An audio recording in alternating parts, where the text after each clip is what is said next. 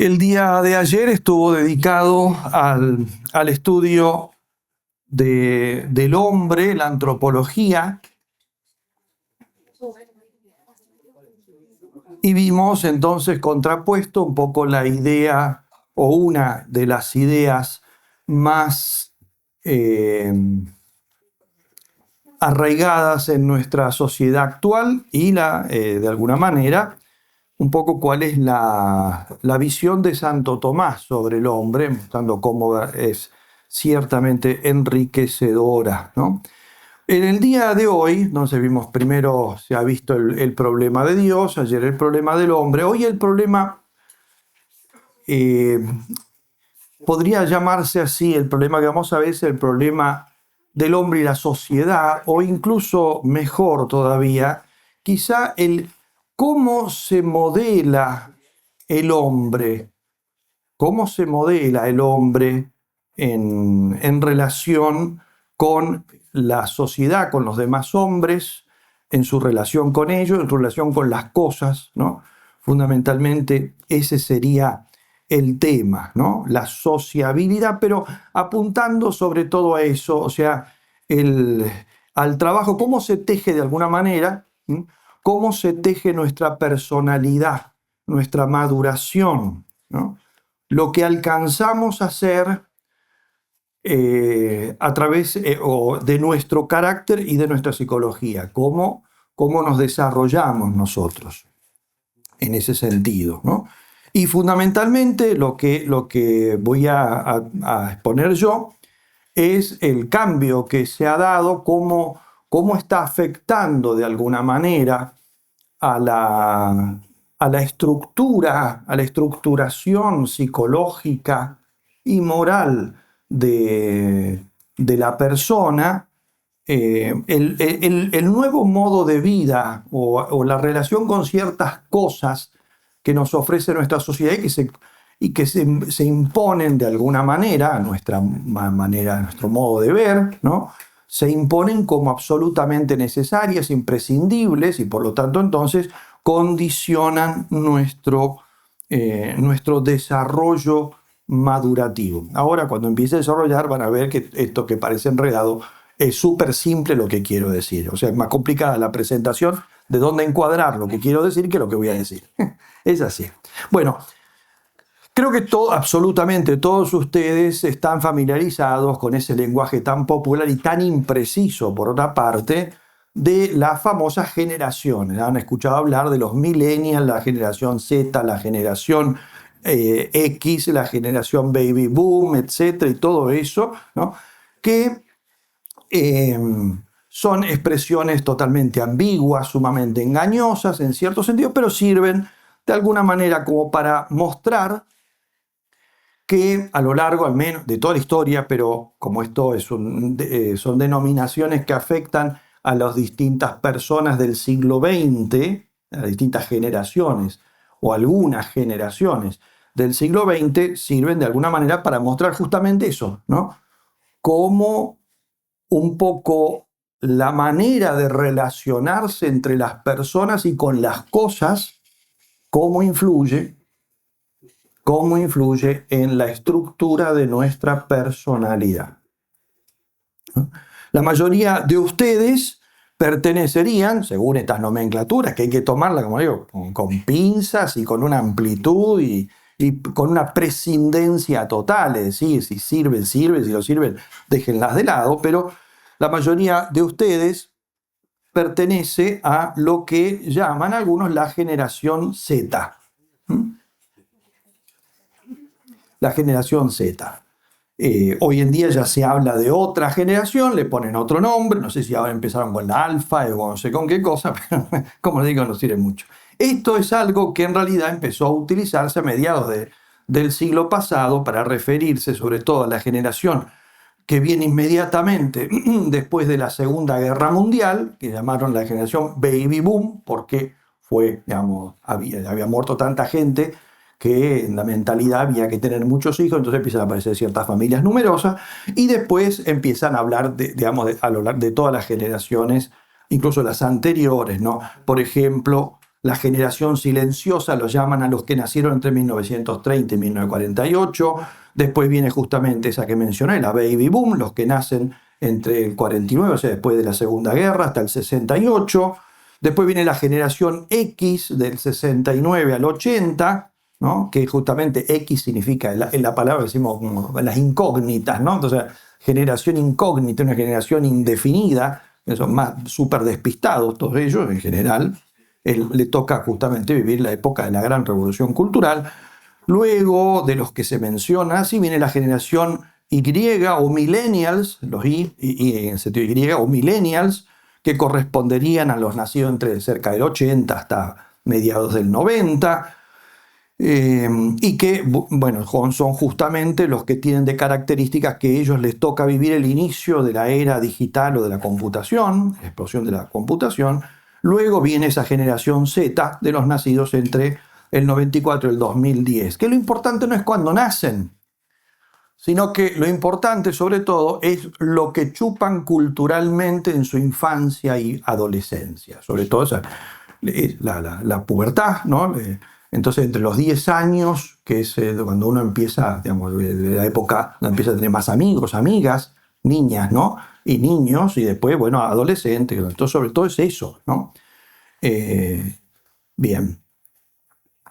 Como dije, la mayoría de ustedes pertenecerían a esto, porque aparte no es los nacidos justo en esa fecha, sino a partir de ahí, mientras no haya un cambio en las actitudes generales de la sociedad, más o menos todos van creciendo de la misma manera o con las mismas cosas, ¿no? Bueno, en general, cada uno entonces, ¿por qué? ¿Por qué se dice esto? Bueno, porque hay muchas cosas que influyen en la modulación, en el moldeamiento, ¿no? De la modelación de nuestra personalidad. Cómo es lo que estudiamos, cómo es las relaciones con las personas, cómo el tiempo que utilizamos para ciertas cosas. Y por lo tanto, entonces, cada vez que ha habido un cambio muy grande en la cultura que influye en las cosas que hacemos, influye notablemente, o sea, cambia, se empiezan a hacer cosas que no se hacían o se dejan de hacer cosas que se hacían antes, entonces cambia de alguna manera nuestra manera de relacionarnos y por lo tanto todos los efectos que eso produce en nosotros, ¿no? Yo no sé si todas estas, bueno, evidentemente que estas denominaciones de algunas generaciones indican ciertas cosas. Los que nacen después de la guerra nacen en un mundo destruido, en un mundo donde han muerto tantísimas personas, muchos de ellos sus familiares, en una guerra que se llevó millones y millones de personas. Y evidentemente que eso influye mucho. Y una época, entonces todos desesperados por tener familias numerosas para volver a poblar ese mundo, se encuentran con, evidentemente eso influye, una escuela llena de niños, las calles llenas de niños, las familias llenas de hermanos, primos, etc. Eso evidentemente que tiene que influir, ¿no? ¿Qué es lo que caracteriza justamente a nuestra, o la generación de ustedes? La mía no, yo cuando ustedes estaban haciendo la adolescencia yo era viejo ya, es así, ¿no? Pero ¿qué es lo que caracteriza fundamentalmente entonces a la generación de nuestro tiempo, los que son hoy en día jóvenes o, como les dicen en algunos lugares, adultos jóvenes, es decir, adultos ya en parte, pero todavía adultos que están, digamos, en edad todavía de un proceso de maduración de su persona, ¿no? O sea, los 30 y pico de años, etcétera, todo eso. ¿Qué es lo que caracteriza? Lo que influyó, hubo un cambio notable en nuestra sociedad, ocurrió con una fecha precisa. El 9 de enero del año 2007, ¿no? Durante la Macworld Conference, Steve Jobs, el fundador de Apple, anunció el lanzamiento del primer iPhone. Es decir, el primer smartphone o teléfono inteligente, como los empezaron a llamar desde ese momento. Al punto tal, esto fue una novedad que él tuvo que explicar ante su auditorio de qué estaba hablando. Ya había otras cosas, había teléfonos, por supuesto, enseguida mencionaré, pero no eran esos teléfonos que hacían de todo. Y él tuvo que explicar que era algo que ya comercializaba su empresa, ¿no? El iPod, ¿no? Solo para escuchar música. Entonces dijo, bueno, es como un iPod en cuanto al tamaño, en cuanto a las prestaciones, pero además sirve para hablar por teléfono y esta cosa, ¿no? Entonces tuvo que explicar que sí, entonces que no había, ¿no? En ese momento ese tipo de cosas, ¿no? Entonces, eso tiene fecha, 9 de enero del año 2007, y fue un cambio tan radical que a partir de ese momento empiezan a escalarse, ¿no? Cambios sociales, cambios en las prestaciones que busca la gente para comunicarse, para hacer todo, de una manera que prácticamente es una especie como si de pronto hubiera caído una bomba. 9 de enero de 2007. 3 años más tarde, en torno al 2010, ya estaba instalado un cambio sociocultural que ha marcado totalmente nuestra sociedad, ¿no? 2010. Fíjense que estoy hablando de un cambio entonces que ha cambiado radicalmente nuestra sociedad y nuestras actividades, por lo menos la de los jóvenes, adultos jóvenes, hoy en día todas, también la de los grandes, la de incluso los viejos, que les ha costado acomodarse eso, pero se han terminado a acomodarse y a esclavizarse, ese tipo de cosas. Y si uno se pone a sacar cuentas en un papelito, estamos hablando de 14 años. Solo eso fue lo que me llamó la atención. Los datos que voy a dar, la mayoría de los datos los he sacado de un estudio, hay muchos estudios sobre esto. Hay uno que salió el año pasado, que fue de Jonathan Haidt, que se llama La generación ansiosa, porque esta generación X, generación Z, él la llama la generación ansiosa. Y después se puso de moda ese nombre, pero es el título de un libro que tiene datos interesantes, malas reflexiones en otras cosas, inútiles en otras. Él es ateo, de hecho, y se refleja en la inutilidad incluso de las soluciones que da. Pero los datos que tira, sobre todo los que uno puede corroborar que son ciertos con otros autores y otros estudios, esos son interesantes. Entonces la primera cosa cuando yo leí el libro, en un momento dije, bueno, pues estaba hablando como si de pronto fuera un cambio generacional total. Y yo, pero a ver, pero 2010 está acá a la vuelta de la esquina. ¿Pasaron cuándo? Pasaron 14 años nada más. O sea, hace 14, entonces estamos diciendo, hace 14 años el mundo no era como ustedes lo conocen. Y ha sido tan intenso, están tan metidos adentro, que a ustedes les parece que no, que sus abuelos han nacido en un mundo como el que ustedes conocen.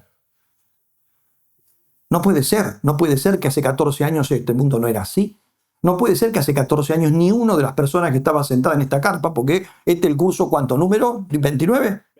20. Bueno, y desde la jornada de la familia, cerca del 30, estamos por ahí.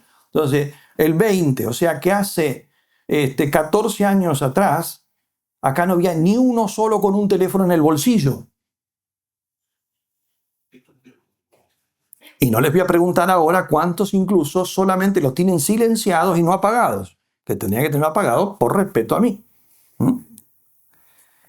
¿Y cuántos no los tienen ni siquiera silenciados? Están rezando que no les suene ahora, justo se van a recontra quemar, ¿no? Es así. Así que el portero tiene orden de los próximos 10 minutos llamar a todos los teléfonos, todos los que se han inscrito en el curso. Así que si ustedes ahora no lo ponen en silencio, les va a sonar. Pasaron solo 14 años y esto es impresionante porque si nosotros tratamos de ver, bueno, a ver cuáles han sido y cuánto tiempo ha pasado de lo que llama así la sociedad o la historia, los grandes hitos tecnológicos, nosotros podríamos, remontándonos no a mucho atrás, pero sí a una cosa que cambió verdaderamente la sociedad, que fue el invento de la imprenta, podríamos empezar de ahí a nombrar algunos de los hechos y ver, primero, cuáles fueron, qué importancia tuvieron, lo voy a mencionar al pasar nada más, y cuánto pasó entre uno y otro, para que vean ahora, de lo que vean los datos que voy a dar a continuación, que es muy preocupante lo que nosotros estamos viviendo. En primer lugar, bueno, la imprenta la inventó, como todos ustedes saben, Gutenberg, en 1450. La máquina a vapor la inventó James Watt en 1775, es decir, pasaron 3 siglos entre una cosa y otra. 100 años después, la máquina a vapor de alguna manera había influido en lo que se llamó la primera revolución industrial. El teléfono lo patentó Graham Bell en 1876, o sea, un siglo después, casi al mismo tiempo que Thomas Edison inventaba la bombilla de la luz, la bombita de luz, 1880. 1903 los hermanos Wright crearon el primer avión motorizado pilotado. Un cuarto de siglo más tarde, Charles Lindbergh cruzaba el Atlántico sin escalas, primero. En 1947 se inventó el transistor o semiconductor, ¿no? Que es el alma, por decirlo de alguna manera muy metafórica, ¿no? El alma de todos estos aparatos, ¿no? Y John Blackenbaker comercializó el primer ordenador o computadora, el Kenback 1, en 1971. La primera computadora personal con microprocesador fue la Micral N en 1973. Cada vez las fechas son más cortitas, fíjense, siglos, años, décadas, años. En 1969 surge el germen de lo que será Internet. 22 años más tarde, o sea, 1969, 22 años más tarde, en 1991, Tim Berners-Lee presenta la World Wide Web, la WWW, que ponemos todos cuando tenemos que poner una dirección, que es la red informática mundial, que produjo una verdadera transformación de la sociedad. En 1983, en algunas voy para atrás y para adelante, surge el primer teléfono realmente portátil. Teléfono, digamos, que no estaba enchufado con un cablecito y había que usarlo de ahí, ¿no? El primer teléfono portátil fue el Motorola Dynatac 8000X, diseñado por el ingeniero Martin Cooper, con una autonomía de 30 minutos nada más, pesaba casi 1 kilo, medía 33 centímetros por 4,5, o menos la almohada que ustedes tienen, por casi 9, y costaba en el mercado unos $11.000 actuales, ¿no? 4.000 de la época. Solo servía para hablar. Poco después ya se podían mandar mensajecitos por texto. Entonces, esto es 1983. En el 2007, en cambio, lo que dije antes, nace el primer, llamado así, teléfono inteligente, que no es inteligente, es una máquina de hacer a las personas menos inteligentes. Eso sí, ¿no? Eso sí, un chupa inteligencia, sí, pues la mayoría de los que delegan todo en el teléfono no saben sacar cuenta, no saben escribir un mail, no saben nada, no saben hablar, etcétera, ¿no? Por lo tanto, bueno, que fue el iPhone, y comienza una carrera vertiginosa donde ya no se habla nunca más de años, menos de décadas, menos de siglos. Es todo meses, o un año lo sumo, meses, días, horas en algunos casos, ¿no?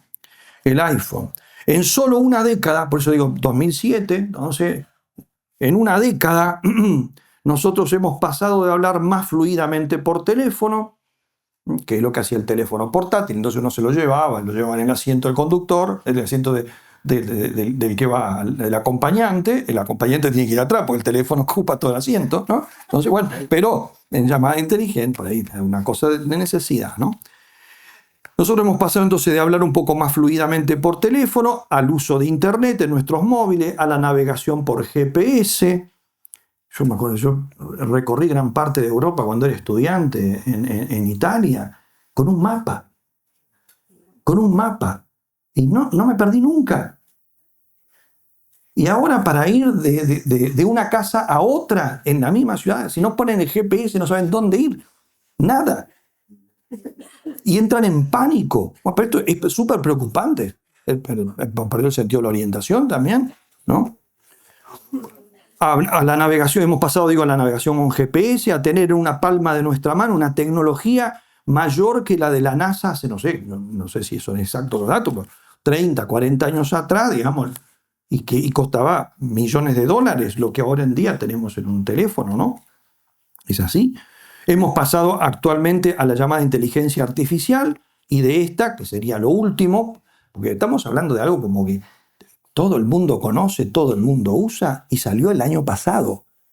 La inteligencia artificial generativa es del año pasado. O un poquito más, ¿no? Al menos la que se divulga, ¿no? No los experimentos, los estudios, ¿no? Y los plazos entre un fenómeno y otro se han ido acortando, como les dije, que tanto que no se habla ya de décadas, todo. Yo me acuerdo, esta conferencia ya la he dado, así que he usado esto, pero yo en el año 2006, estuve trabajando 2 meses en Santa Clara, California, ¿no? En una parroquia, en un santuario que tenemos allí. Y aproveché un día y fui a visitar el museo de Intel. Como saben, Intel es la fábrica de microprocesadores más importante del mundo, de Intel. Todo, los que tienen computador dice con Intel Inside, dice, ¿no? O sea, o la mayoría, todos son los más famosos, ¿no? Entonces fui a visitar. Y bueno, había muchísimas cosas. Toda la historia, digamos, de todo el trabajo que ha hecho Intel allí, ¿no? Eso es Silicon Valley, así que evidentemente está todo ahí.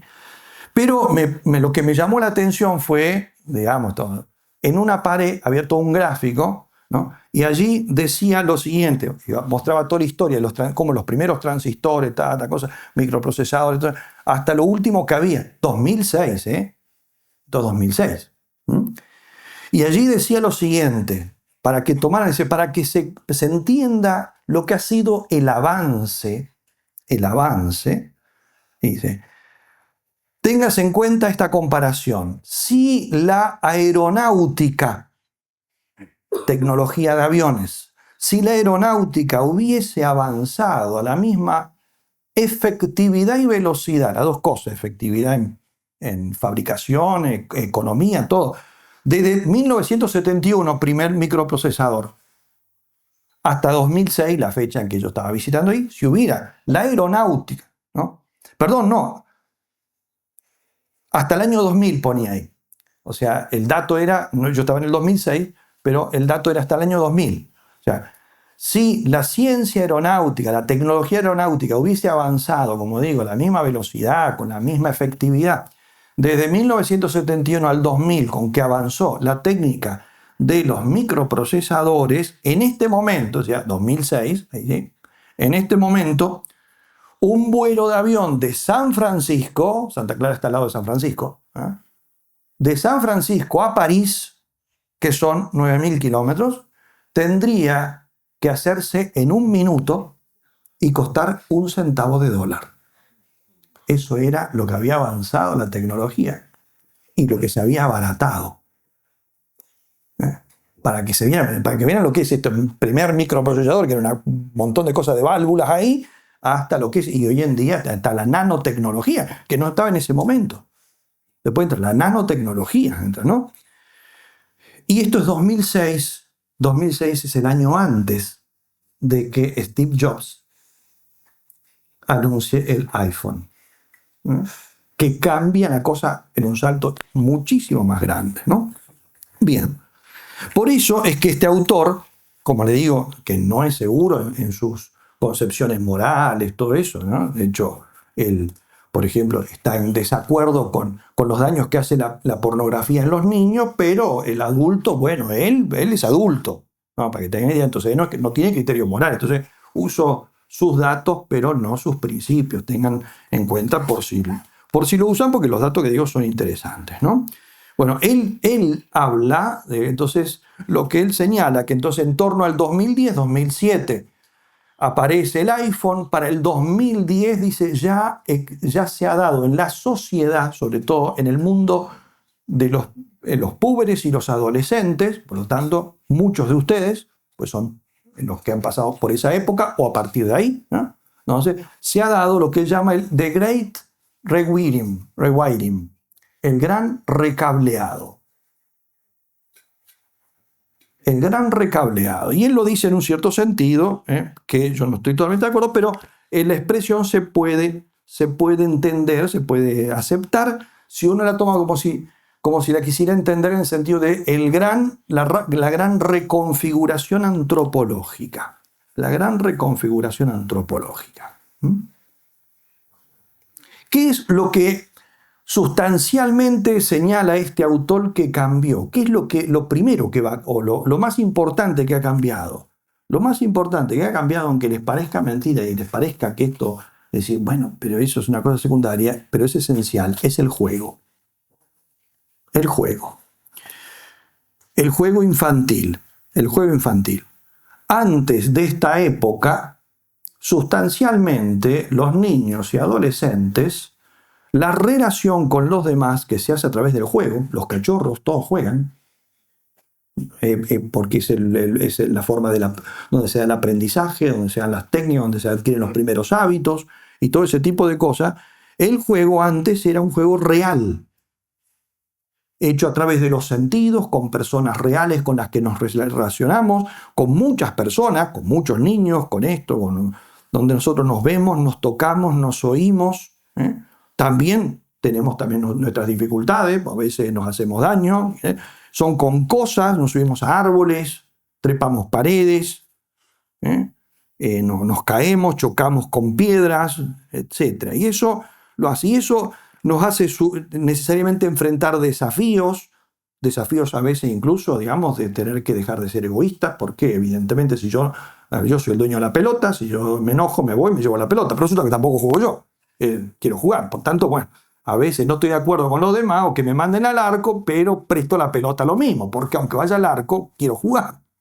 Si no, me aburro en mi casa, con una pelota que hago con la pelota solo en mi casa, ¿no? Y lo mismo, y es así. Entonces hay desafíos que implican desafíos físicos, desafíos psicológicos, desafíos de todo tipo de cosas, ¿no es cierto? ¿No? El juego es esencial, porque es allí donde los hombres y mujeres, cuando son niños, empiezan a aprender a enfrentar la vida, a no dejarse aplastar por las dificultades, porque perdiste y vas a jugar de vuelta, y haces otro desafío, y perdonás si te hacen daño, o te enojas, pero eso tarde o temprano ves que tenés que superar, aprendés las primeras formas de arte, de técnica. Y también aprendés de alguna manera la prudencia, porque esos actos son los actos del hombre, incluso los que uno hace en el juego, son actos que implican un contenido moral. Y muchas veces te dicen, no, pará, eso lo que se regala no se quita, ¿no? Son principios, al menos cuando yo jugaba valía eso, ¿no? Yo te lo regalo, pues no, dámelo, no, pará, lo que se regala, bueno, es verdad, ¿no? O sea, hay que mantener la palabra, los compromisos, y bueno, aunque sea poco a poco, uno va aprendiendo, y sobre todo cuando nos corrigen, otros, los mayores, nos van corrigiendo también en eso.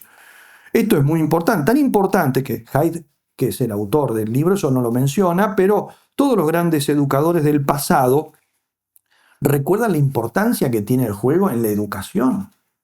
Lo menciona, aparece constantemente en Homero, en la Ilíada, en la Odisea. Los Juegos Olímpicos eran sagrados y se preparaba todo el mundo para esos eventos, ¿no? Así.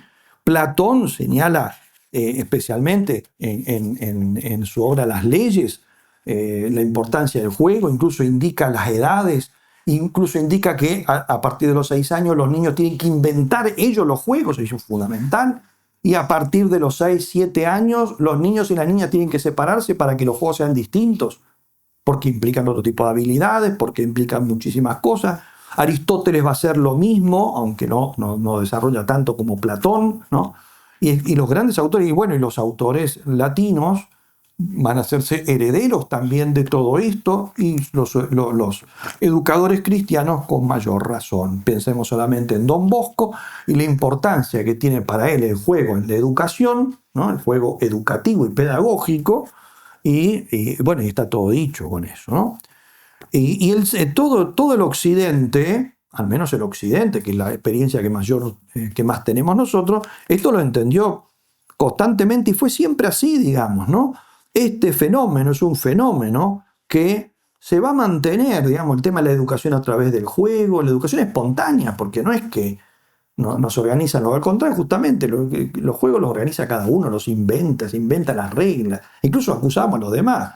Y vos la teta te la estás inventando vos, la regla esta. Pues todos quieren inventar también, eso ayuda a la inventiva, ¿no? Es así.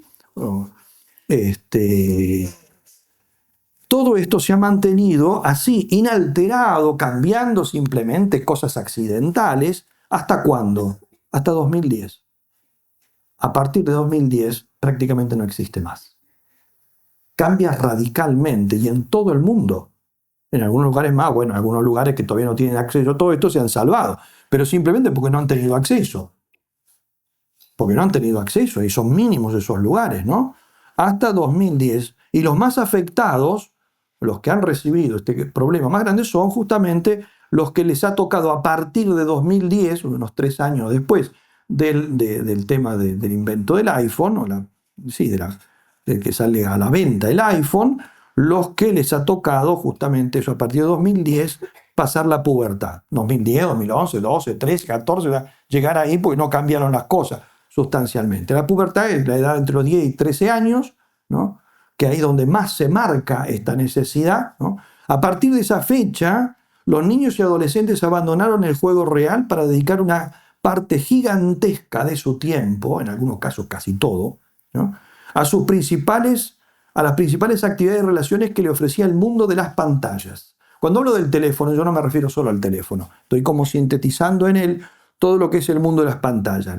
Por lo tanto, van los teléfonos, particularmente son los de smartphone, los teléfonos llamados inteligentes, que prácticamente son una computadora personal, es así, ¿no? Las tablets, las computadoras, las consolas de videos, etc.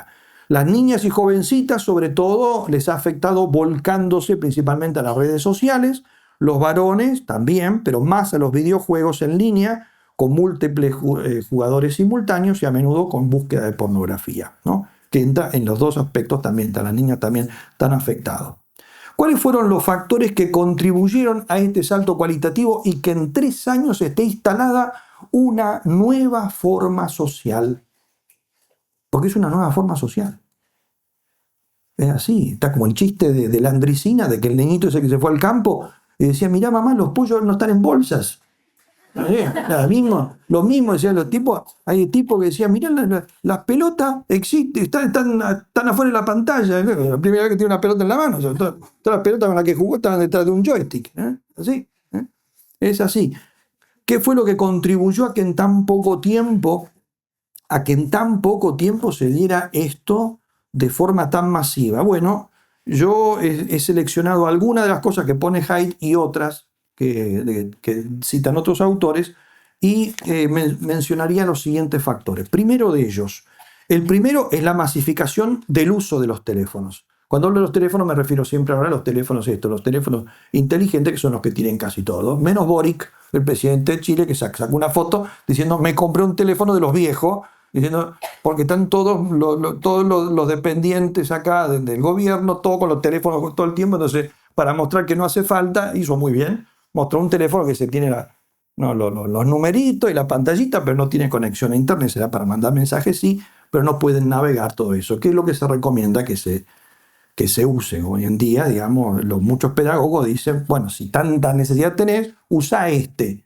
Y si vos decís, no, necesito el otro, entonces porque lo que querés es jugar. Porque lo único que cambia es que el otro te permite jugar, mirar pornografía, meterte en redes y todo ese tipo de cosas que en realidad no lo necesitas. Si decís que lo necesitas, te estás mintiendo. No me estás mintiendo a mí, te estás mintiendo a vos mismo. Es así. Porque la palabra necesidad, esa la usamos nosotros con una libertad que verdaderamente no responde a la realidad. Bueno, entonces la masificación del uso de teléfono. En 2011, la mayoría de los datos son de Estados Unidos, valen para Europa casi iguales, y a nosotros simplemente pongan 3 o 4 años después de lo que digo acá, valdrá para nosotros, ¿no? En 2011, 77% de los adolescentes estadounidenses tenían un teléfono. 2011. Solo el 23% de esos teléfonos eran teléfonos inteligentes. Por lo tanto, hasta en 2011 el acceso a las redes sociales todavía se tenía que hacer por computadora. La computadora era de la familia. Por lo tanto, entonces, hasta 2011, dentro de todo, el contacto a través de redes sociales y todo eso era compartido y estaba más limitado. Aunque tenían un teléfono, era de los otros, de los teléfonos que llamamos ahora de los viejitos. Es así. Pero 5 años más tarde, el 80% de los adolescentes y el 30% de los niños entre 8 y 12 años tenía un smartphone. Estos son datos de 2012. O sea, para 2012 ya el 80% tenía el otro teléfono. O sea, es impresionante. 2007 sale el primer iPhone. 2012 el 80% de los jóvenes tienen un teléfono de esos. No será iPhone, será de otro tipo, no será Android, todo lo que quieran, punto. Pero ya el 80%, e incluso como dije acá, 30% de los niños de 8 años. Primera cosa, masificación. Segunda, la vertiginosa carrera. Esto para mí es lo más impresionante. la vertiginosa carrera por ganarse el monopolio de la atención de los usuarios, en particular de los niños y adolescentes. O sea, empieza una pelea salvaje por ganarme a esos adolescentes y niños como clientes, los que vieron la tajada. Oh, buenísimo, acá hay que venderles. ¿Qué es lo que hay que venderles? Las aplicaciones. Las aplicaciones. La primera versión del iPhone, la que mostró Steve Jobs, la que él mostró, era, como lo llama este autor, está bien, dice, una especie de navaja suiza, la Victorinox, ¿no? Una navaja suiza digital. ¿Por qué? Bueno, servía para hablar por teléfono, para navegar un poquito, y tenía una calculadora, un calendario, y no sé si algunas cosas más, punto. Todavía no existía mucho, pero inmediatamente ingresaron los kits de desarrollo de software, o sea, los instrumentos para crear aplicaciones. Inmediatamente. Ahí dice, bueno, esta la podemos hacer, y vieron que esto lo podía hacer otro y vendérselo. No, tenía que hacer el dueño de la compañía Apple, ¿no? Y por eso, o sea, un año después del lanzamiento, o sea, julio de 2008, 2007, julio 2008, nace la App Store, la tienda de venta de aplicaciones de Apple, ¿no? Con 500 aplicaciones, en 2 meses ofrecía 3.000 y un año después más de 1.000.000. Al mismo tiempo, Google, que ya se había metido, esta es la posta, entonces Google lanza Android Market, que luego cambió el nombre a Google Play, la que nosotros todos conocemos hoy en día, o todos los que usan, ¿no? Los que usan Android, ¿no? Lo cual generó una feroz competencia entre empresas grandes y pequeñas para crear aplicaciones móviles más atractivas. Entonces tenemos millones de jueguitos de ajedrez, millones de cursitos de inglés, millones de traductores, millones de diccionarios, millones de esto, millones de lo que sea, de todo, para ver el tiempo, para ver aquello, para esto, para medir la estatura de lo que están al lado mío. Entonces, de todo ese tipo de cosas, de todo lo que nos sirve, exactamente, bueno, no importa. Todos saben cuánta humedad hay hoy en día, si va a llover, no va a llover, todo eso y todo. Y cómo hacer aplicaciones más atractivas. ¿Y quién terminó ganando? Y terminaron ganando los que descubrieron que la ganancia estaba más en darlas gratis a cambio de publicidad. ¿Con qué ganan? Con la publicidad. Porque los que eran compradas, si yo tengo una aplicación por $5 y otra aplicación que hace prácticamente lo mismo, pero me enchufa propaganda gratis, la otra es gratis, pero tiene propaganda, bueno, me como la propaganda y listo, no me gasto $5, que a veces tampoco tengo una tarjeta para pagarlo. Entonces, vieron que el tema era venderlas gratis, o sea, ofrecerlas gratis y ganar, ellos cobrarle a los que hacen propaganda ahí, ¿no? Por lo tanto, entró todo el mundo, todo ese mundo de las aplicaciones, es el mundo de la propaganda. Entonces entra, ¿cómo hago para poder ofrecerlas? Y que si hay 5.000 aplicaciones del Nuevo Testamento, para que se queden con el mío, tengo que aplicar todas las leyes de la propaganda. Y ahí aplicaron las leyes de la propaganda. ¿Cuáles son las leyes de la propaganda que se aplicaron deliberadamente? Todas las leyes de Skinner, o sea, de la psicología conductista de Burrus Skinner. Burrus se llamaba Burrus, no es un sobrenombre, ese es el nombre suyo, Burrus Skinner, en la década de 1950, que son leyes que él descubrió aplicándoselas a ratas. O sea, por lo tanto, las leyes que se estudiaron y que funcionaban para las ratas se aplicaron a los jóvenes y adolescentes. Esto es tal cual así, ¿no? Es así. Sobre todo, ¿cómo son esas leyes? Las leyes que se aplicaron eran leyes donde son leyes donde uno hace ciertas cosas y vos obtenés una recompensa. Son leyes, entonces, conductistas que generan conductas a través de tener una recompensa. Pero descubrieron esto, ¿no?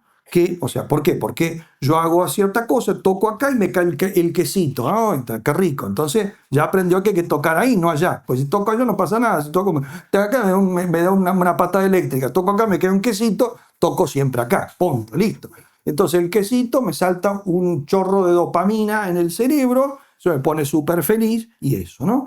Pero descubrieron también entre esas leyes, una de las leyes más importantes que se descubrieron en las leyes conductistas es el hecho de que esos aciertos para dejar la persona esclavizada, los aciertos tienen que ser aleatorios.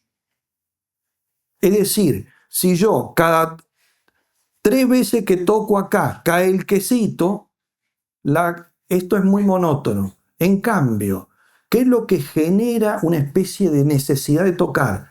Cuando yo no sé cuántas veces son. A veces toqué 3 veces y cayó el quesito. La segunda toco 3 mirando para allá y resulta que no, ¿qué pasó? ¿Y el quesito? Sigo tocando, a la 21 veces, ahí cayó. Entonces, y el otro dice, o 21 veces, y ahí cayó, cayó la primera vez. Entonces, ¿cómo será la próxima? Y entonces me deja enchufado. Porque no sé cuántas veces. ¿Será la próxima? A ver, probemos. 2, ahí. Yo me juego que ahora la tercera va a caer. Entonces, ese tema de enganchar hace que el deseo sea más fuerte y se produzca lo que se llama anticipación en recompensa. Porque fíjense, el tipo dice, a ver, ya van 2. Me juego que ahora me toca. Voy a tener suerte, ¿no? Todas las películas yankees son así, ¿no? Vamos, voy a tener suerte. Voy a tener suerte. Esta va a ser. ¿Qué es lo que estoy haciendo? Ya estoy generando dopamina, imaginándome que ahora cuando toque va a caer el quesito. Eso se llama anticipación de la recompensa. Entonces empiezo a volverme adicto no solamente al queso, sino a la dopamina del creer que ahora me va a tocar el queso. Bueno, este es el modelo que se llama modelo hook, modelo anzuelo, que engancha a las personas y las esclaviza, produce una adicción, y este es el motivo que le ocurre a los jugadores de ruleta. En general, todos los jugadores que apuestan es esto. Perdí, pero no puede perder tantas veces, seguro que ahora me toca. Y esa generación hace que se vuelva adicto a esa ansiedad que está generando. Por eso produce ansiedad. Bueno, todo esto está estudiado y se sabe que es así. Todas esas leyes estaban estudiadas en el año 40. Las leyes con sus efectos, con todo, estaba totalmente probado. Lo que no se le dijo a la gente que se le estaba aplicando leyes de animales, ¿no? Pero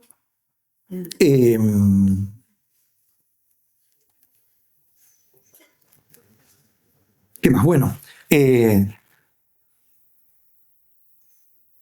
esto lo que, entonces lo que va a generar es que a partir con estas leyes, que son leyes entonces para dejar enganchadas a las personas, que hoy, por ejemplo, son las leyes de TikTok. Por eso una persona que empieza a ver un videito de TikTok, ¿qué es lo que pasa? Uy, que este es medio aburrido, pero el que viene, también. No, pero, a ver, este debe ser más divertido. Fíjense, estoy anticipando las mismas leyes. Cosas cortas, cosas aleatorias, cada 2 aparece uno genial, el otro es súper aburrido, ahora viene otro genial, después viene uno. Entonces, va generando eso. ¿Y cómo será el próximo? No, pero corta. Bueno, uno más, uno solamente. Me propongo uno más y basta. Bueno, 2 más. Uno empieza a modificar porque empieza a necesitar todo eso, ¿no?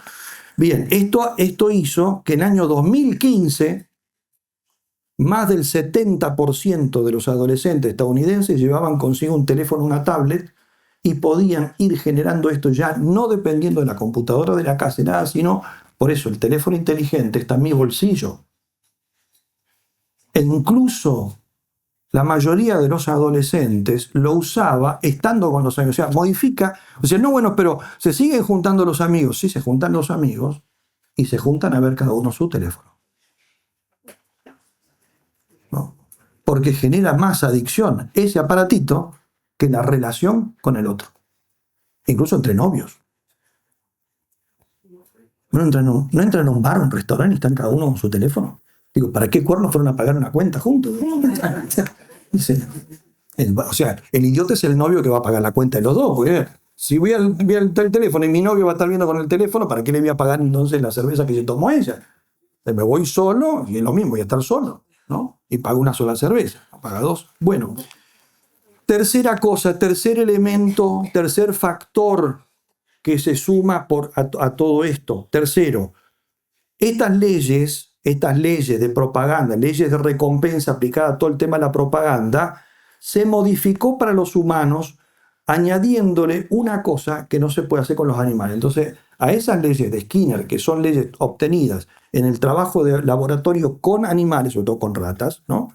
Eso se le añadió una cosa que al animal no le sirve, que no la puede hacer, pero que en el humano sirve, y que es la inversión. Inversión de invertir, no de dar vuelta, invertir. Es decir, a los seres humanos se les ofrece algo más, el hecho de que ellos, si ponen algo de su parte, quizás generan una mayor recompensa de placer o de dopamina. Invertir, poner algo. El animal no puede poner un plus. Se limita a descubrir qué botoncito y cuántas veces siempre tiene que tocar esta, que salta el queso, lo que sea. Pero en los humanos se descubrió esto, que si al humano yo le ofrezco que él ponga algo de su parte y que eso quizá le genera un plus de placer, eso lo mantiene, lo va a enganchar mucho más porque hace crecer más el interés y la ansiedad. O sea, por eso todas estas leyes generan ansiedad. El hecho de que la mayoría de los consultorios de psicólogos estén sobrepasados de gente pidiendo ayuda por problemas de ansiedad, eso fue generado de forma a propósito. Un cliente es un ansioso. Un cliente es un ansioso. Tiene que ser un ansioso. Los que no son ansiosos no son clientes. Sale el próximo iPhone y tenés una cuadra. Hay tipos que están 3 días acampando afuera, más que San Cayetano. Así.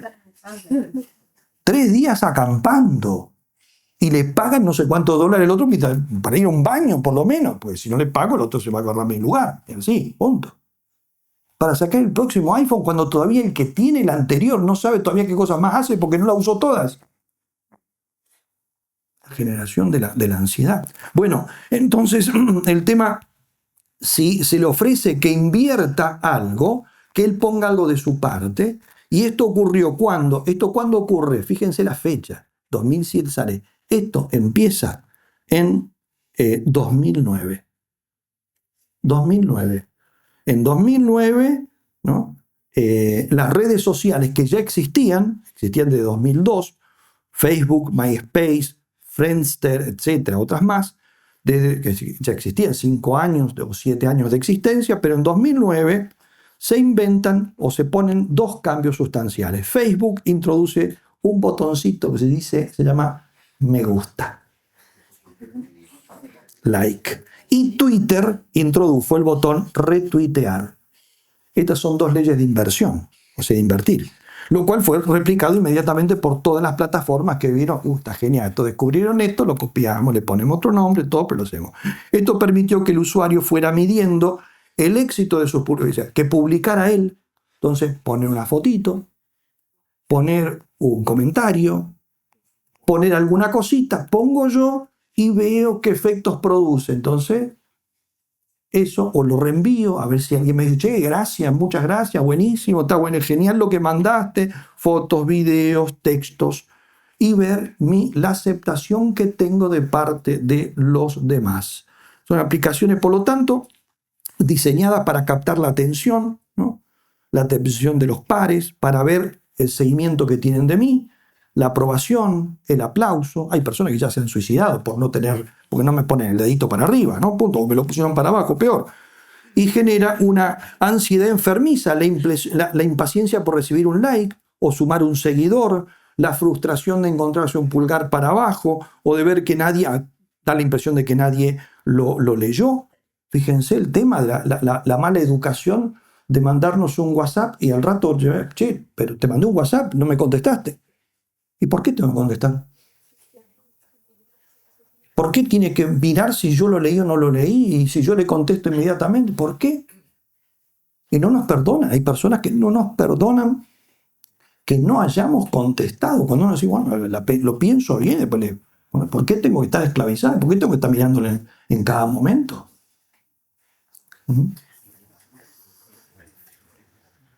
Y en 2010 aparece digamos, el broche, no es el broche de oro, pero otra cosa más, se van sumando. En el 2010 aparece algo, a ver, ¿qué es lo que aparece en 2010?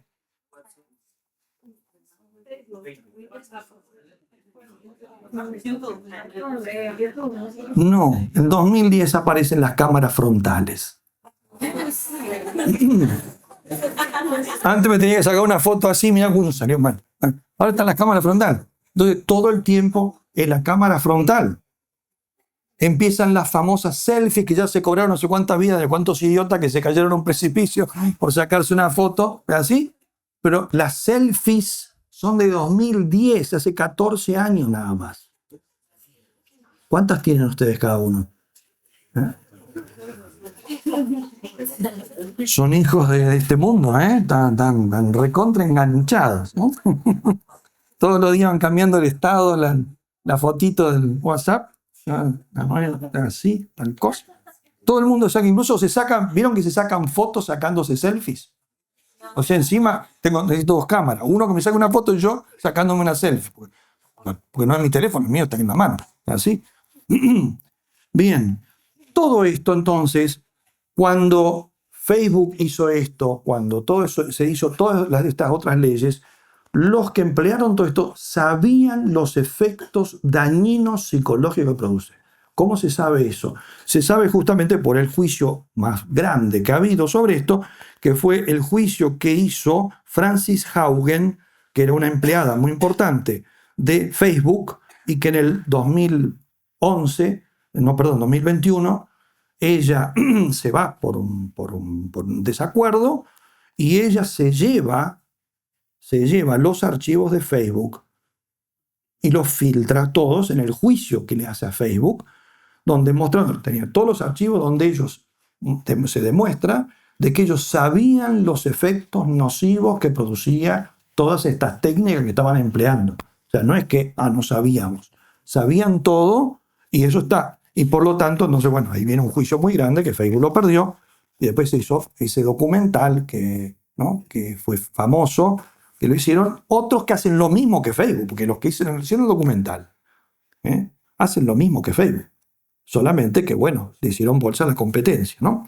A esto se sumó después el Internet de alta velocidad y a esto se sumó la pandemia.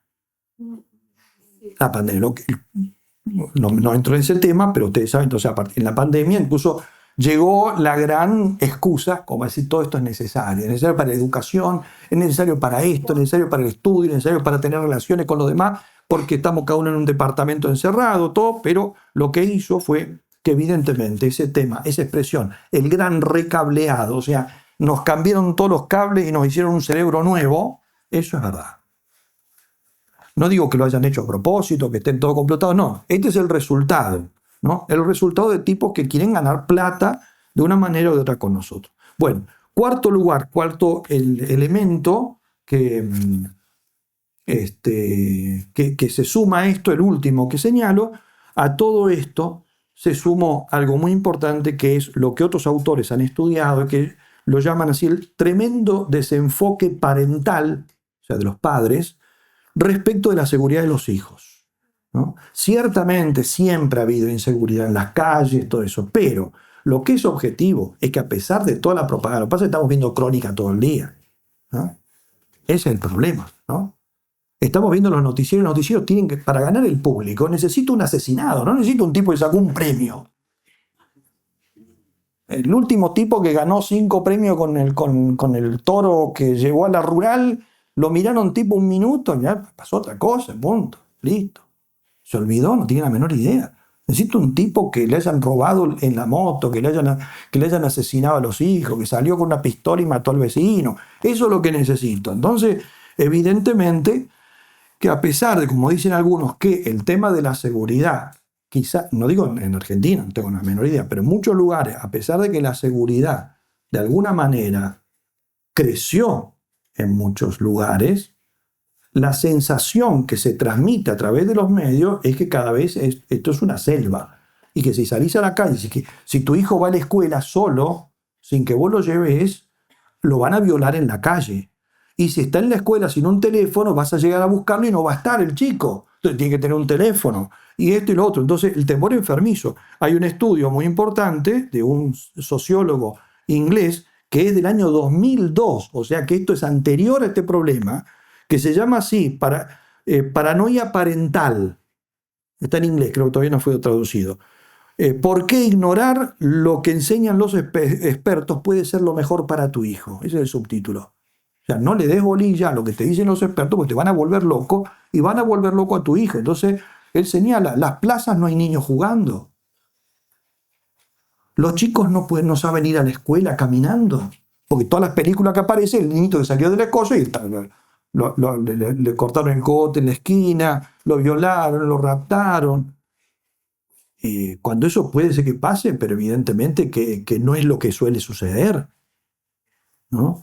Salvo en algún lugar muy particular, digamos, pero eso no puede ser lo que pasa en un lugar súper recontra peligroso, evidentemente no pasa en todos los lugares.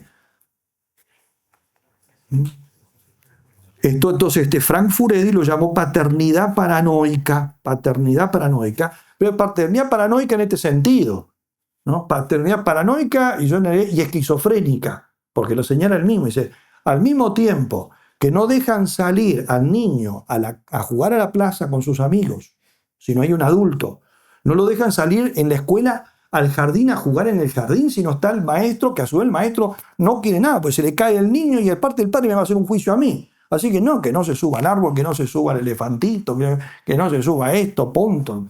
Que venga la madre, punto. Entonces no hacen nada, ¿no? Eso, es que no me aparezca con un rasguño, que se hizo un rasguño acá, va a ir un juicio al preceptor. Entonces en la escuela no quiere saber nada, lo tiene ahí, lo meten, le pone algodón acá, un almohadón abajo, nene, vos no te movás de acá hasta que no venga a buscarte tu mamá, punto, listo, si no voy preso yo. Es así. Pero al mismo tiempo que tienen esa paranoia respecto de eso, están convencidos de que si están en la habitacioncita con la consola de video ahí, con la computadora, ahí está otra, lo tengo tranquilo, ahí no lo toca nadie, y dice, y los depredadores están todos online, por lo menos el 90%, hay un 10% está en la calle, el 90% está ahí, y lo dejan con eso, con una tablet, que además de los efectos que le produce, en el otro orden que ya mencioné antes, que los vuelve adictos, que les cambia, bueno, tantas otras cosas que está estudiado por otros autores que no los menciono aquí, ¿no? Pero está el problema que incluso muchos de ellos han quedado todo el tema del grooming y todo eso que llaman hoy en día, que es eso, ¿no es cierto? Justamente los tipos que van buscando, haciéndose pasar como niños ellos y que van produciendo eso. Entonces, digamos, está todo dado vuelta, ¿no? Bien. Con esto, entonces, por este motivo, entonces, esto ha explotado de una manera y ha cambiado nuestra sociedad. Y la ha cambiado entonces no solamente con que la persona pasa gran parte de su tiempo volcado en las redes sociales, en los instrumentos, en los teléfonos inteligentes, jugando, conectándose con los demás, y ni conectándose, porque eso es un telegrama, digamos. ¿Cómo podemos conversar con telegramas? Yo le mando un dedito así, el otro me manda, no sé qué sé yo, un mate. El otro, después yo le mando una botella, el otro me manda un tipo con un iconito acá, y una flautita de esas, así, entonces tengo que interpretar que me está invitando a una fiesta. Es peor que los jeroglíficos. Bueno, se van a Egipto a estudiar entonces las momias, todo jeroglífico, espectacular, porque interpreto todo eso, ¿no? Entonces, eso no es hablar, eso no hay ningún diálogo, ahí no hay ningún concepto, ahí no hay afectos, ahí no hay amistad, se pierde todo, ¿no? Pero además de eso, el problema más grande entonces en el tema, ¿no? En el tema de impedir el juego, impedir el riesgo, porque evidentemente jugar en el parque, ahora hay barro. Si uno sale a jugar ahora, si hubieran traído a unos niñitos que estén acá, estarían llenos de barro, se estarían metiendo lombrices en la boca. Todo eso es espectacular. Dicen los médicos en serio, dicen, todo eso es espectacular. Eso le hace un bien enorme. Los padres están en cambio aterrorizados, se me va a morir, lo voy a llevar al hospital enseguida, nos llevan 25 vacunas por eso, ¿no?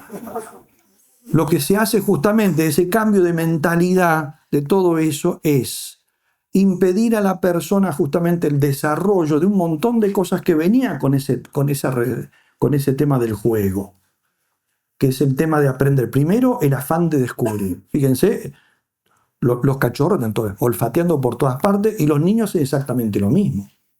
Exactamente lo mismo. Y anda a decirle a un niñito, no toques eso. Si ustedes quieren que lo toquen, tienen que decirle, no lo toques. ¿No?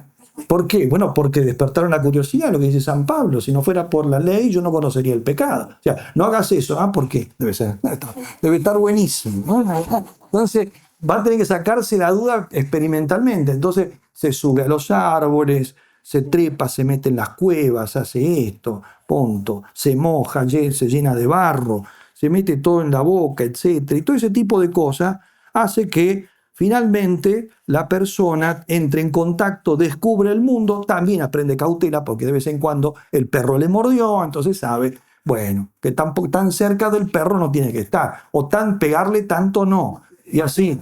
Y el agujerito ese donde metí el dedo y me dio una patada y se me ponieron los pelos de punta, eso parece que no. Ahí entendí que da corriente, como había dicho mi mamá, pero yo lo hice lo mismo, ¿no? Bueno, pero va aprendiendo, entonces aprende la cautela, aprende entonces los dos distinto. Y además, todo eso tiene, lo señalan los psicólogos esto, tiene efectos antifóbicos. Fíjense que nosotros, señalan eso los psicólogos, yo no sé, me parece que tampoco hay que exagerar mucho, pero de todas las cosas con las cuales nosotros hemos corrido riesgos, en realidad hemos corrido riesgos, hemos tenido miedo, nos hemos dado golpes, nos hemos tenido que hacer un montón de puntos en el hospital y todo lo que sea, pero solemos no tener fobia. No le tenemos fobia a los árboles, a pesar de que nos hemos caído de ellos, no le tenemos fobia a la mayoría de los perros, alguna agarra fobia, pero la inmensa mayoría no. Le tenemos fobia a todas las cosas que no nos hemos animado a hacer, porque nos sembraron un miedo tan grande que ahí no, entonces le tenemos fobia a las arañas y nunca nos picó una araña. Le tenemos fobia a las víboras, está muy bien, yo también le tengo fobia a las víboras, pero en realidad nunca me picó una víbora. Es más, nunca la vi tan cerca. Le tenemos fobia al viejo de la bolsa. Y yo nunca lo vi. Pero yo nunca lo vi el viejo de la bolsa. Es así, ¿no? Y es así, ¿no? Y fíjense que no nos han generado fobia ninguna de las cosas con las cuales quizás nos hemos hecho daño. Nos hemos hecho daño con cuchillos, con tenedores, con el martillo, con esto. No, aprendemos, lo usamos de otra manera, tenemos más cuidado. En cambio, generamos, por eso tienen efectos antifóbicos, porque aprendemos a manejarlo, aprendemos a saber que los efectos nocivos, bueno, también tienen un determinado límite también en lo que nos pueden hacer, ¿no? Y en cambio, justamente de todas aquellas cosas que se nos han impedido, muchas veces hemos terminado por generar efectos fóbicos, ¿no? Y otra cosa súper importante es, esperen que quiero ver dónde está para no adelantarme esto. Otra de las cosas fundamentales, ¿no? que nos ha impedido este cambio en nuestro comportamiento, que ha sido el volcarnos y encerrarnos en los medios sociales, es el hecho de que el hombre o los jóvenes de hoy, los niños de hoy, son muchísimo más frágiles que los de antes. ¿Por qué? Porque uno de los efectos fundamentales que tiene el contacto con todo, con los demás, incluso los riesgos que tiene, incluso los riesgos de que nos carguen, de que se burlen de nosotros, que hoy en día hay terror a eso, y en relación al bullying es ciertamente un daño muy grande, pero la mayoría de las personas lo supera solo. O hay que ayudar a superarlo también, pero no aislarlo de los demás, tampoco es parte de todo eso. Todo eso es parte incluso de la manera en que el ser humano naturalmente genera una de las cualidades naturales más importantes, que es la antifragilidad. O como le dicen algunos psicólogos y psiquiatras, resiliencia. ¿Saben lo que es la resiliencia, no? La resiliencia es la capacidad que tienen los cuerpos de volver a su estado cuando uno, por ejemplo, un almohadón. Te agarran un almohadón, lo aprietan, ¿no? Lo sueltan y el almohadón vuelve. Eso se llama resiliencia. Entonces yo te pego una piña y te hundo acá la mandíbula y al ratito volvió, más o menos. A veces vuelve de más, un hinchazón, después vuelve. La resiliencia, no te quedó la mandíbula para siempre hundida, ¿no? Y lo mismo con todas las cosas. Eso es la capacidad entonces de solidez o la solidez. ¿Y eso qué lo da? Eso lo da justamente el contacto con una sociedad que tiene sus dificultades. Tenemos que saber enfrentar las dificultades que tenemos. Esto, este autor Haidt lo menciona muy interesante a partir de un libro de otro estudioso, un autor, un sociólogo que se llama Nassim Taleb, y que él tiene un libro muy interesante de 2012 que se llama Antifrágil, las cosas que se benefician del desorden, ¿no? Y señala allí un experimento que hubo en la década del 80 en el desierto de Estados Unidos. Se hizo un experimento, se llamó Biosfera 2. ¿Qué fue ese experimento? Ese experimento fue crear una burbuja, preparando, digamos, los posibles viajes futuros en el espacio. Bueno, si llegamos a tener que, o sea, establecer una base en Marte, vamos a tener eso, que una comunidad de gente va a tener que generar todo. En Marte no hay oxígeno, no hay vida, no hay nada. Entonces, ¿cómo se hace para ir entonces proyectando justamente esas futuras comunidades de avanzada en el espacio? Se creó entonces una esfera, una burbuja donde todo se produzca internamente, el oxígeno, el agua, la vegetación, entonces crear bosques, todo esto. Bien, el experimento finalmente fracasó, pero dejó algunas enseñanzas, y una de las más interesantes, la señala justamente este autor, dice, una de las más interesantes fue en esa biosfera, ¿no?, los árboles que se plantaron allí para crear, y después tenían que ellos generar oxígeno, todo eso, dice, dentro de ese ambiente todo esterilizado, ese ambiente todo cubierto y protegido, los árboles crecieron rapidísimo. Pero cuando llegaron adultos se cayeron. Y ahí se dieron cuenta de que el árbol, para crecer sólido, necesita el viento. Porque cuando el viento, fíjense el viento que tuvimos ayer, acá no se cayó ningún árbol, se habrán caído en algunos lugares porque evidentemente hay veces que el viento ya es excesivo. Pero hay veces que los vientos son muy grandes y dicen, ¿cómo hacen para caerse estos álamos? Porque están desde chiquitos, vienen soportando el viento. Entonces, del lado que les pega el viento, como se inclinan, se producen dos efectos. Un efecto es, del lado que se inclina, las raíces se tienden a hacer más fuertes para anclarlo.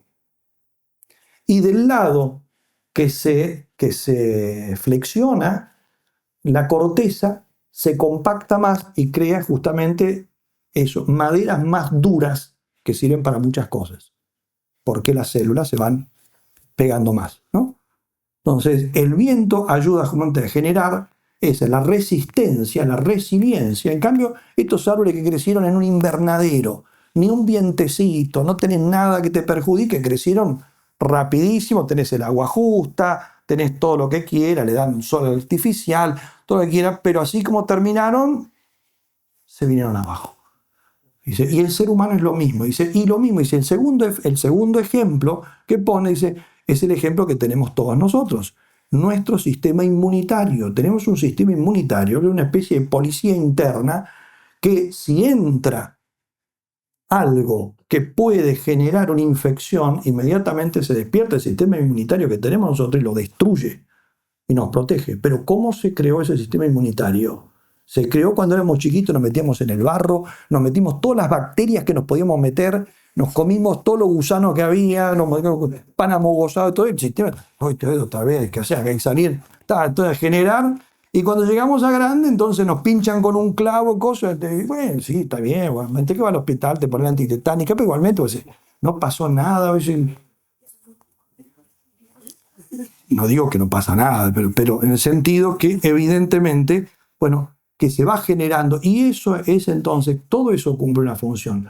Cuando existe ese sistema de hiperprotección, de aislamiento de todo lo demás, donde yo no tuve, claro, no tuve peligros, nunca me caí de un árbol, nunca tuve frío, nunca tuve esto, nunca tuve nada, lo que, con la buena intención de los educadores que me han dado eso, me han creado un sistema de fragilidad tremendo. El día que a mí me peguen una sola cosa que me haga daño, aunque sea una cargada, viene la dificultad más grande que tengo hoy en día. Tipos que son incapaces de superar la frustración. Incapaces de superar la frustración. Es así. Bien, se podría seguir hablando muchísimo de todo esto y añadir muchas cosas más, pero las van a decir otros cuando hablan de inteligencia artificial y todo eso también. Algunas simplemente conclusiones para terminar. Voy a dar muy poquitas, voy a dar 4 conclusiones, 4 cositas. Primera cosa, la relación con las tecnologías no es inocua. No es inocua. Es así. No es inocua. Esto, si nosotros pensamos no me va a hacer nada, no es así. Las tecnologías son cosas muy útiles, pero es fundamental usarlas con conciencia. La ciencia sin conciencia, lo único que puede hacer es adelantar el infierno en este mundo. Entonces, la tecnología no es inocua. Es fascinante. Es fascinante. La palabra fascinante muestra eso que fascina, porque es realmente súper interesante, súper atractiva. Pero fascinante es también el efecto que le produce la lucecita al bichito de la luz y termina quemado en la lámpara. ¿No? Entonces lo que te fascina también te atrae, ¿no? Y te puede atraer muy mal. Decía Arthur Clarke, que no es ningún autor, digamos, que vale la pena, pero en una de sus obras tiene una frase que es muy conocida y se cita mucho, y tiene razón. Dice, cualquier tecnología suficientemente avanzada es indistinguible de la magia. Por eso produce un efecto en nosotros muy parecido a lo que es la magia, o sea, eso. Primera cosa. Segunda conclusión, ¿no? Las nuevas tecnologías pueden tener un poderoso efecto evasivo,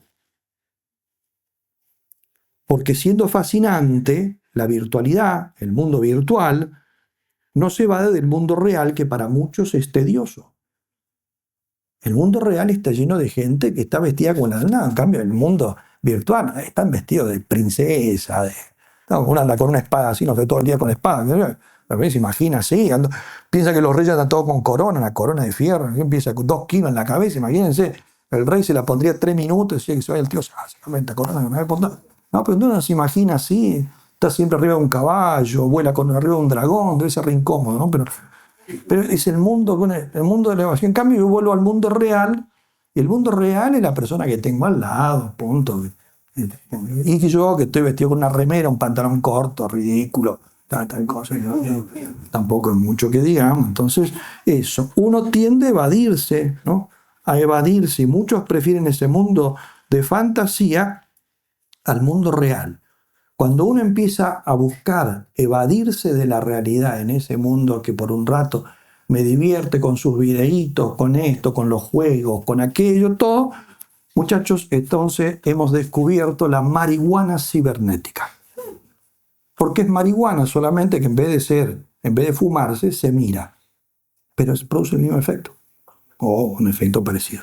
Tercera cosa, la tecnología no perdona al adulto, ni al consagrado, ni a nadie. O sea, por lo tanto, he mencionado principalmente el problema en los seres más frágiles, niños y adolescentes, ¿no? Pero esto igualmente uno podría decir, yo la acabo de descubrir ahora y tengo 40 años, voy a tener el mismo peligro que mi sobrinito que tiene 7. El mismo peligro. Quizás más, porque debe ser más tonto todavía que mi sobrino. Así. Pero, por lo tanto, esto no es un problema de una edad, donde, claro, los chicos todavía no han desarrollado nada, no han desarrollado nada. Nada. Y algunos efectos, digamos, más particulares, como el tema de pornografía y todo eso, o la adicción a la violencia y todo eso. O sea, en cuarto lugar, y este para mí es el último y el más importante de todas las conclusiones, y la que me gustaría por lo menos que esta les quede. La tecnología no es mala, a pesar de que he mostrado algunos efectos peligrosos, la tecnología no es mala, sino neutra. Pero de acá podemos sacar una conclusión que puede ser ambigua. Porque la conclusión sería esta, significa, si es neutra, que puede usarse bien y que puede usarse mal. Eso es verdad, pero yo creo que no estamos entendiendo lo mismo, lo que yo estoy pensando y lo que ustedes capaz que están entendiendo. Porque cuando yo digo que puede usarse bien o puede usarse mal, para mí eso significa algo muy particular. Significa, bueno, en primer lugar, que puede usarse para el mal. Es evidente, yo uso la tecnología para hacer grooming, por ejemplo, bullying a una persona, lo que sea, para mirar pornografía, para ver cómo hacer un defalco, un fraude, punto, lo que sea, punto. La puede usar para el mal, primera cosa, eso es evidente. Pero, ¿no?, también puede usarla para aparentemente, el bien y usarla mal. Acá está la cosa. Entonces yo estoy entendiendo que cuando digo se puede usar bien y se puede usar mal, la palabra mal tiene una división. Significa, puede usarse para hacer daño y puede usarse incluso creyendo que la uso bien, pero usarla mal. Acá está la clave para mí. La puedo usar para cosas que no son malas, pero la puedo usar mal por los efectos que produce. Por ejemplo, uno puede decir, por ejemplo, padre, ¿qué opina usted de usar la calculadora que tiene una calculadora electrónica? Y se puede usar mal. Pero ¿cómo usar mal? Si solamente saca cuentas, raíces cuadradas, todo, sí.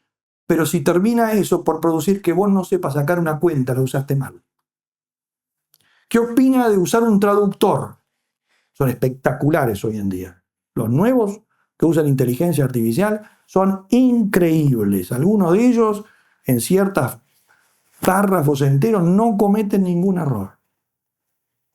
Y que se puede usar para el mal, si yo lo uso para escribir una carta a un tipo para engañarlo, y se puede usar para el bien. Traduzco, no sé, Caperucita Roja, la traduje, yo soy traductor, gano plata, la pongo Caperucita Roja, me lo pidieron que lo traduzca, no sé, del turco al español, lo meto en un traductor, me hace una traducción espectacular, y yo lo entrego, me pagan la plata, y yo de turco no sé absolutamente nada. Entonces, ¿a mí de qué me sirve? Para ganar plata, pero para aprender el idioma. Entonces, el problema entonces es cuando el uso, digamos, entonces agarro, yo tengo que presentar un trabajo, tengo 2 días, me puedo sentar y quedarme toda la noche leyendo el libro y hacer el resumen, o meterlo en ChatGPT y decirle, haceme un resumen de tal librito. Perfecto. ¿La usé para algo? No, no necesitaba, era una nota, tenía que presentar esto, perfecto, pero lo usé mal. Porque el libro yo no lo conozco. Entonces termino produciendo un detrimento en mi formación, delego todo, o delego muchas cosas, o con excusa, no, bueno, ahora porque estoy muy apurado. Pero no, esto no lo voy a usar siempre. Mentira, voy generando un hábito, estuvo espectacular. Cuando yo después traduzca 3 renglones del turco Caperucita Roja al español y vea que no me sale, voy a buscar el traductor de vuelta y vamos a decir, sí, ponelo ahí. Voy a estar toda una noche entera y voy a estar con la primera, todavía no sé cómo se dice el logo. ¿Sí? Pero yo no sé nada, por lo menos aprendí a decir abuelita y lobo, que sé yo, en turco, eso es una gran ventaja. Entonces, este es el tema. Las tecnologías son neutras, quiere decir que se pueden usar bien y mal en el sentido para el mal y mal en el sentido de a costa de la autoeducación que nosotros tenemos que lograr. Y entonces en este sentido, y ahí viene lo final es esto, la tecnología, para usarla bien, hay una sola persona que la puede usar. El virtuoso. Entonces, ¿quién puede usar bien la tecnología? El virtuoso, que es el que la va a usar solo cuando sea necesario y va a tratar de prescindir de ella, porque el tema más importante es esta, no cuándo la voy a usar, cuándo no la voy a usar. Ahora yo podría utilizarla, pero no la voy a utilizar. Porque tengo que, aunque sea fracasar, pero tengo que intentar hacer esto yo. Tengo que intentar sacar esta cuenta yo. Tengo que tratar de hacer este cálculo yo. Tengo que tratar de llegar al almacén de la esquina yo solito sin el GPS. Aunque termine en la casa de la vecina desde al lado y después pregunten la de al lado y pregunten la de al lado, finalmente llegaré al almacén, que lo llevaré más tarde. Pero aprendí por lo menos a ir a la esquina. Entonces el tema, y eso, el tipo que para llegar al almacén de la esquina va a tardar media hora en vez de 3 minutos, eso solamente un virtuoso va a hacerlo. Y eso vale para todo, ¿no? Porque simplemente eso. La persona que va a saber, perfecto, yo podría estar ahora mirando 5 videitos y esperar que el médico termine de atender al paciente que está delante y entrar yo, puedo estar Media hora esperando acá y no sé, repasando todos los chistes que sé, o repasando la tabla de multiplicar del 8, qué sé yo, o mirar 5 videitos y decir, no, pero no voy a mirar los 5 videitos. Voy a repasar la tabla de multiplicar del 8, aunque sea súper aburrido, porque si no voy a ser siempre el mismo idiota que mira los videitos cuando espera al dentista, cuando está en el colectivo, cuando sube al avión, cuando está en la sala de espera, esto. Y el que cuando entra en la capilla no sabe rezar si no mira un videíto. Por eso, sinceramente, para mí la conclusión de todo esto es esa. Solamente el virtuoso y la virtud no hay ninguna aplicación que se aprenda. Nada más.